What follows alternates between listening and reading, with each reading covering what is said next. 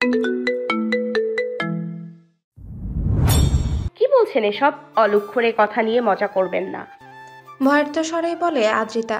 জবাব দেয় না আবরার, তাকায়ও না আদ্রিতার পানে, বরং খুব মনোযোগ সহকারে ড্রাইভ করতে থাকে সে।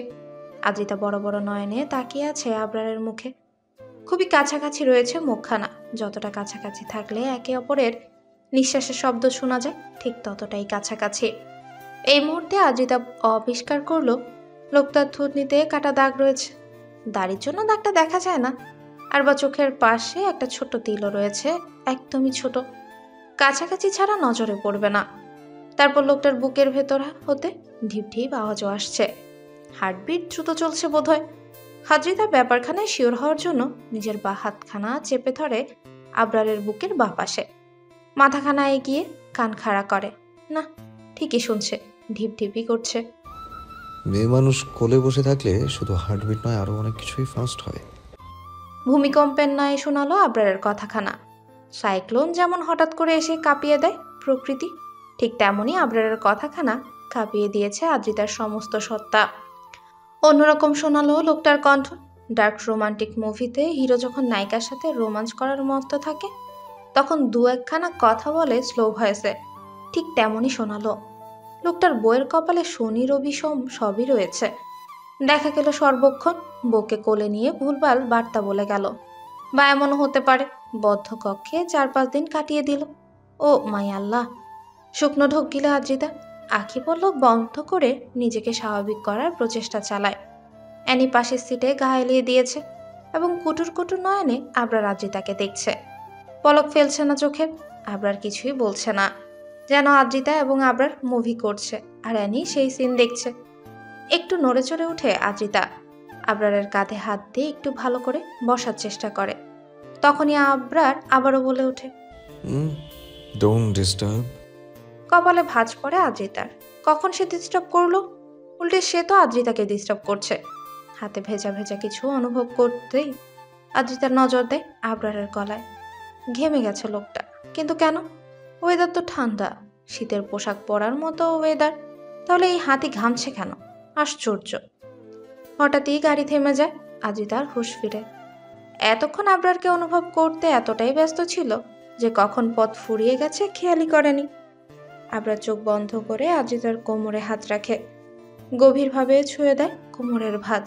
পুনরায় কেঁপে উঠে আদ্রিতা নিজের হাতখানা রাখে আবরারের হাতের উপর এবং বল প্রয়োগ করে ছাড়ানোর চেষ্টা করে।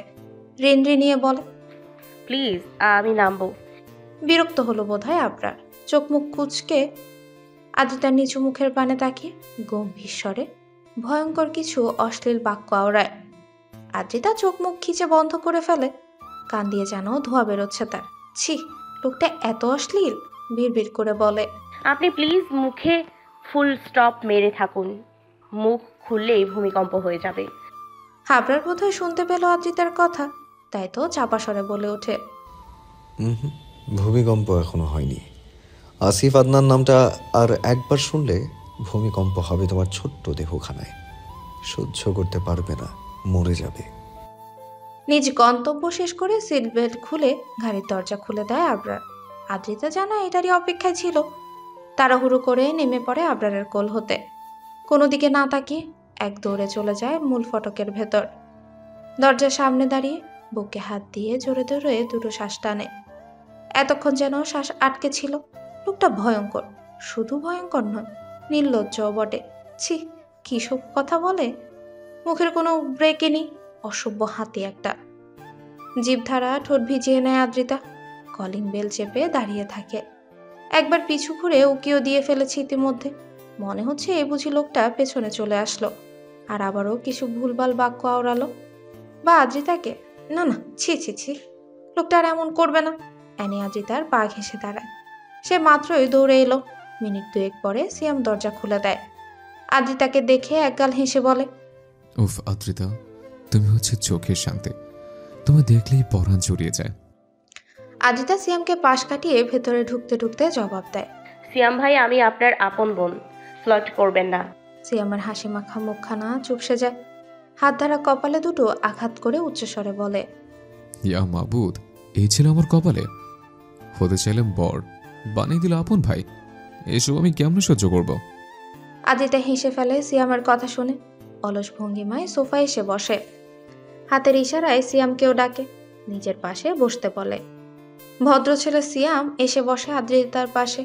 ভাই উনি বলল আম ইয়োর ইয়োর হাজবেন্ড। কেন বললো গো? কাহিনী কি? পাগল হলো নাকি? আরে ধুর, ওই শালা পাগল। ছোটবেলায় তোমাদের বিয়ের কথা হয়েছিল, ও সেটা ধরেই পড়ে আছে। ভেবেছে তোমাকে বিয়ে করবে, পাগল ছেলে। খ্যাবলা মার্কা হাসি দিয়ে বলে সিয়াম। হতাশ আদ্রিতা দীর্ঘশ্বাস ফেলে বলে, পৃথিবীতে এত এত ভালো মানুষ থাকতেও আমার বিয়ের কথা কেন ওই হাতির সাথেই হয়েছিল সিয়াম ভাই? সিয়াম সান্ত্বনা দেওয়ার ভঙ্গিমায় বলে। তুমি চাইলে হাতে ডিলিট করে সেমকে সেভ করতে পারো, অপশন আছে। আদ্রিতা মুখ বাঁকায়। পাগলের থেকে হাতিই ভালো নয় কি? তুমি আমায় পাগল বলে আদ্রিতা? না তো ভাই, কখন বললাম? আপনি আমার আপন ভাই, পাগল বলতে পারি? সিয়াম ঘোর প্রতিবাদের সুরে কিছু বলবে, তার আগেই হুড়মুড়িয়ে ঢুকে পড়ে আহাত, আমান এবং ইভান।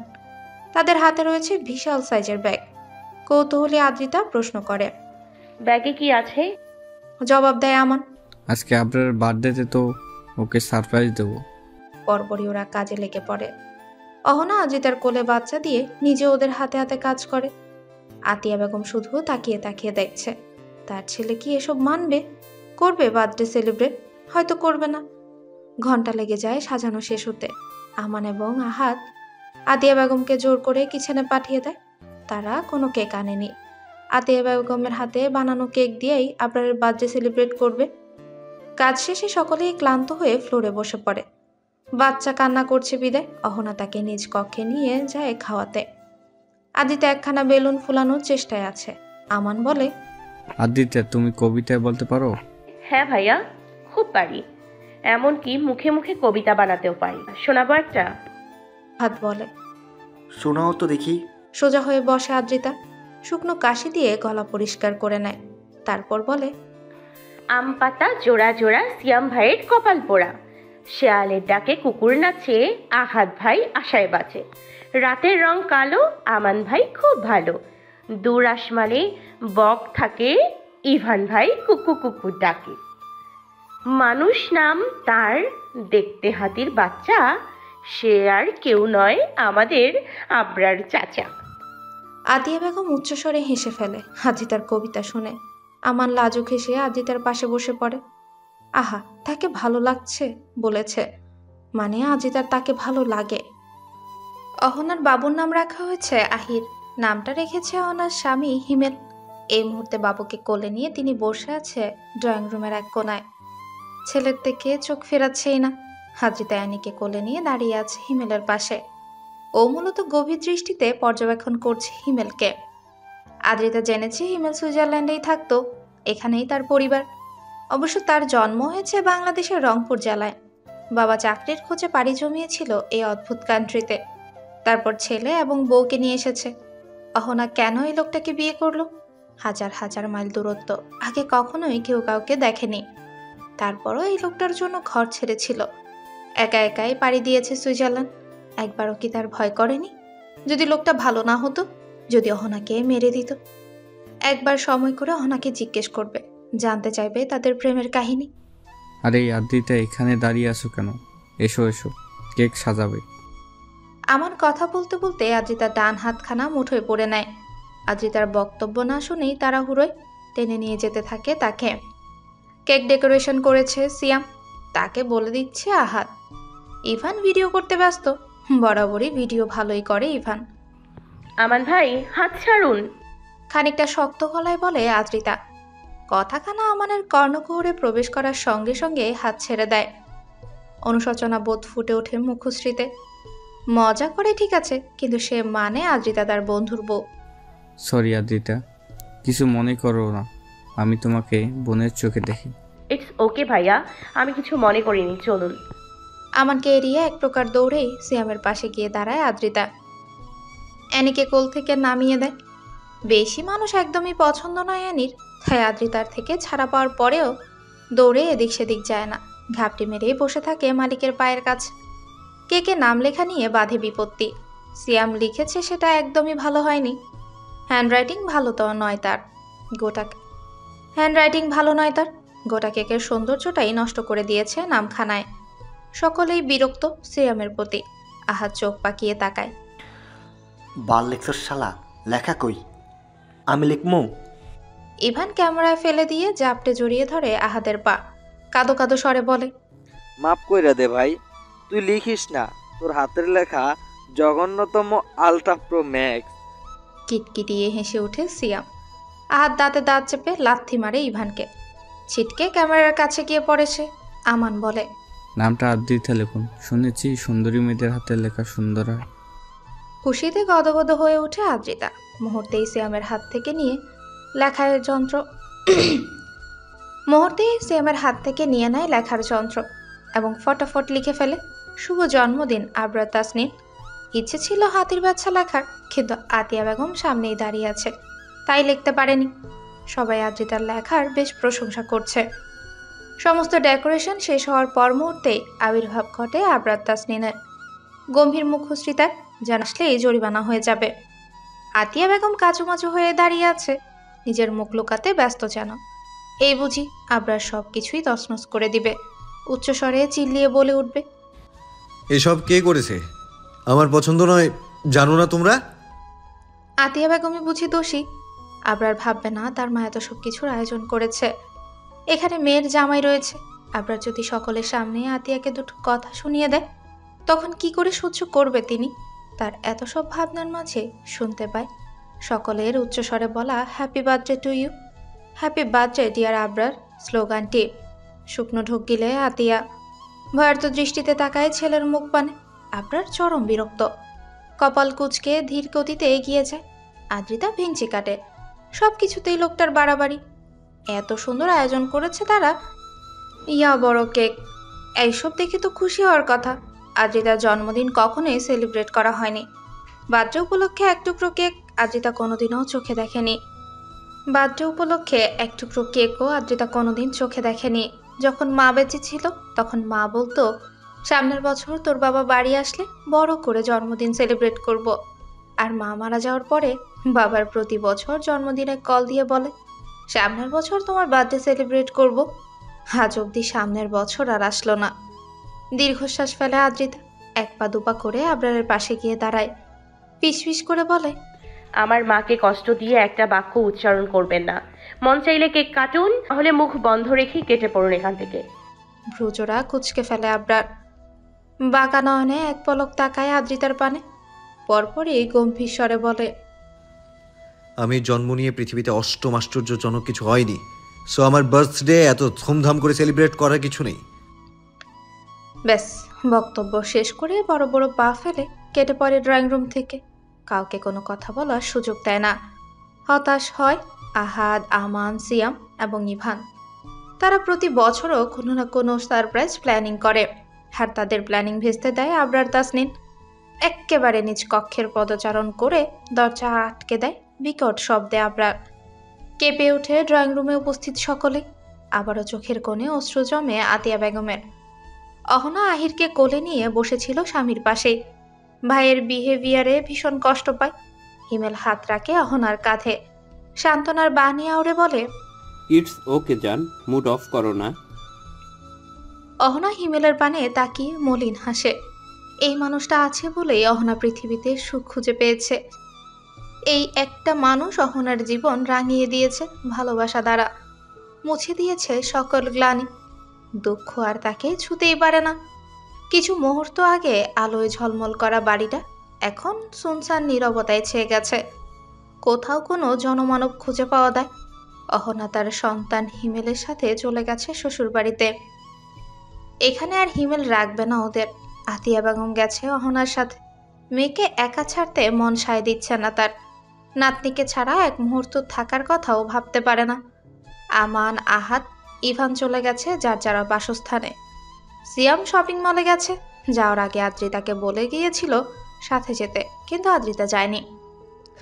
বর্তমানে আদ্রিতা এবং অ্যানি বসে আছে ড্রয়িং রুমে। সামনে টিভির স্ক্রিনে চলছে মাই ফ্লট মুভি। গভীর মনোযোগ দিয়ে মুভিখানা দেখছে আদ্রিতা। প্রায় শেষ পর্যায়ে চলে গেছে। নিক এবং নোয়া গাড়িতে। নিক ড্রাইভ করছে এবং নোয়া পাশে বসে আছে। ইংরেজি হিন্দি কোনো ভাষাই বোঝে না আদ্রিতা, তবুও একটু একটু আন্দাজ করতে পারে। ওই মুহূর্তে নোয়া ক্লিকোনাসের হাতের উপর হাত রেখেছে, বিষণ্ণ স্বরে বলছে। সাথে সাথেই নিকোলাস গাড়ি থামিয়ে ফেলে, সিট বেল্ট খুলে নেওয়ার গাল হাত রাখে এমন চুমু এঁকে দেয় ঠোঁটে। একটু পরে উষ্ণ ছেড়ে বলে, ভালোবাসা যদি গুনাহ হয়ে থাকে তাহলে আমি গুনাহগার, পৃথিবীর সবচেয়ে বড় পাপী। ডায়লগ শেষ করে আবারও চুমুতে লিপ্ত হয়। হাজিতা গালে হাত দিয়ে গোটা ব্যাপারখানা দেখে। আহারে কত ভালোবাসা, দেখেই পরান্ডা জুড়াইয়া যায়। হঠাৎ করে কেউ ধপ করে বসে পড়ে আদ্রিতার পাশে, গম্ভীর স্বরে বলে, এসব সিন দেখে ফিলিংস আসে না? লিপ কিস করতে মন চায়? টিভির স্ক্রিনে নজর রেখে আনমনে বলে ওঠে, আমার ড্রিম একটা। কত স্বপ্ন দেখি আমি চুমু খাচ্ছি, ঠোঁটে চুমু খাওয়ার ফিলিংস জানার বড্ড ইচ্ছা করে আমার।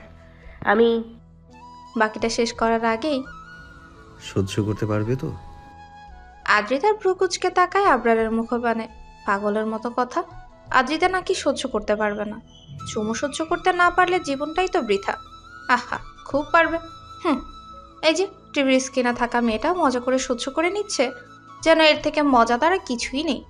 আবারও ভাবনায় পড়ে যায় সে, সত্যি কি এর থেকে মজাদার কিছু নেই? আবরারের মুখখান থেকে নজর সরায়। এই মুহূর্তে টিভি স্ক্রিনে চলছে অশ্লীল এবং আপত্তিকর দৃশ্য। হাত পা কাঁপতে শুরু করে আদ্রিতার। লজ্জায় গাল দুটো লাল হয়ে উঠেছে, কানও গরম অনুভব করছে, চোখের পাতা ভারী মনে হচ্ছে, তাকাতে ইচ্ছে করছে না। শুকনো ঢোক গিলে সে জিভ দ্বারা ঠোঁট ভিজিয়ে আলগোছে টিভি বন্ধ করার জন্য রিমোট খুঁজতে থাকে, কিন্তু আশেপাশে তার দেখা মেলে না। কাজের সময় কিছুই পাওয়া যায় না। আবরার সোজা হয়ে বসে, একটা হাত আদ্রিতার পেছনে দিয়ে সোফার হাতলে রাখে, একটু একটু ছুঁয়ে দিচ্ছে আদ্রিতার পিঠ। আরেক তরফা চমকায় সে। বনের মধ্যে অদ্ভুত কিছু ভাবনার ভিড় করেছে। তাড়াহুড়ো করে একটু এগিয়ে এসে বলে, আবরা নিচু স্বরে বলে, এসব দেখে হাজবেন্ডের অভাব ফিল করো না? সামান্য কথা, কিন্তু মিনিংটা অমান্য। লাজুক এবং ভীতু আদ্রিতার লাজ বাড়িয়ে দিতে সক্ষম হলো, তাই মাথাখানা একদমই নিচু হয়ে গেছে। দুই হাত একে অপরের সঙ্গে চাপ প্রয়োগ করছে। ইচ্ছে তো করছে দৌড়ে চলে যেতে, কিন্তু বেঈমান দেহখানা চলতেই চাইছে না যেন। এটারই সুযোগ নিল বোধহয় আবরার। সোফার হাতলে রাখা হাতখানা আদ্রিতার কাঁধে রাখে এবং আচমকাই টান দিয়ে নিজের দিকে নিয়ে আসে। ভয়ার্থক আদ্রিতা বলে ওঠে, কি কি করছেন সিয়াম ভাই কিচেনে? কথাখানা বলেই নিজেই বিরক্ত নিজের উপর। ঘোড়ার ডিমের এক্সকিউজ দেখালো, যেন তারাই জামাই বউ। কড়া ভাষায় কিছু বলা যেত না। Do you think I fucking care about? গোটা বাক্য শেষ করার আগেই দরজা ঠেলে ভেতরে ঢুকে সিয়াম। আদ্রিতা এক লাফে দাঁড়িয়ে পড়ে এবং জান প্রাণ এক করে দৌড়ে চলে যায় নিজ কক্ষে। অ্যানিকে সাথে নিতে বেমালুম ভুলেই গেছে। নিজের জীবন বাঁচাক আগে, তারপর অন্য কথা। সোফায় গুটিসুটি মেরে ঘুমিয়ে থাকা অ্যানির পানে তাকায় আবরার। ইচ্ছে করলেও নরম তুলতুলে গায়ে হাত বুলিয়ে দিতে, তবে ইচ্ছে প্রাধান্য দিল না। সিয়াম বোকার মতো তাকিয়ে আছে আবরারের পানে। আদ্রিতাকে দেখলো সে ছুটে পালাতে। এখন কথা হচ্ছে আবরার কি করছিল আদ্রিতার সাথে, কি করেছিল, কি মানে কি? ভাবতে ভাবতে এগিয়ে আসে সিয়াম, আবরারের পাশে বসে প্রশ্ন করে, চুমু খেয়েছিস? চুমুতে পোষাবে না আবার, হট নাইট লাগবে। হল হবে না? গোটা নাইট হট থাকতে হবে। আদ্রিতাকে ছেড়ে দে ভাই, তোর এই হটনেস বাংলাদেশে একটা জনগণ কমিয়ে দিবে। আবরার সিয়ামের মাথায় চাটি মারে। ইডিয়েট, জনগণ বাড়িয়ে দিবে। রাত 3টে বাজে। 3টে মানেই আমানের কাছে গভীর রাত। ঘুমিয়েছে দুটোই, তার কিছু মুহূর্ত পরেই ফোন বেজে ওঠে। আননোন নাম্বার থেকে কল করে বলা হয়েছে জুরিক নদীর পাশে আসতে। কে বা কারা কল করেছে জানা নেই আমানের, তবে যাওয়াটা বাধ্যতামূলক মনেই হলো। হয়তো কোনো প্রয়োজন, না হলে কেন কল করে ডাকবে। টি শার্ট এবং ট্রাউজার পরেই ঘুমিয়েছিল আমান। সেভাবেই বেরিয়ে যায়। গ্যারেজ থেকে গাড়িটা বের করতে হবে। এই মুহূর্তে গ্যারেজে যেতেও ইচ্ছে করলো না, তাই বারান্দায় ঢেকে রাখা বাইক নিয়ে ছুটে। ঠান্ডা পড়েছে প্রচণ্ড, কুয়াশায় রাস্তাঘাট দেখা মুশকিল। বিরক্ত আমান বাইকের স্পিড কমিয়ে দেয়, পাছে আবার অ্যাক্সিডেন্ট করে না বসে। তবে শেষ রক্ষা আর হয় না। পেছন থেকে একটা গাড়ি এসে ধাক্কা মারে তার বাইককে। বাইক সমেত পড়ে যায় আমান। ডান হাতের উপরে পড়ে বাইকের মাথা, প্রচণ্ড যন্ত্রণায় ছটফট করে ওঠে আমান। মৃদুস্বরে চিৎকার করে। গাড়িটাও থেমে যায়। বেরিয়ে আসে আবরার এবং সিয়াম। ভয়ার্থক সিয়াম এগিয়ে যায় আমানের দিকে। বাইকের তলা থেকে টেনে টুনে বের করে তার হাত।